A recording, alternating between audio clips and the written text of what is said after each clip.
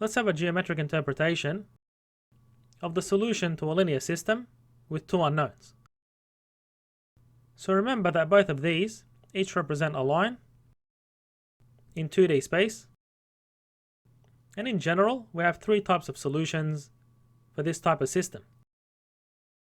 Noting that you can rewrite these equations in the form of y equals mx plus c, being the equation of a line. So when there's no solution, those two lines will be parallel, so they'll never intersect. And when we have one solution, those two lines intersect at one point.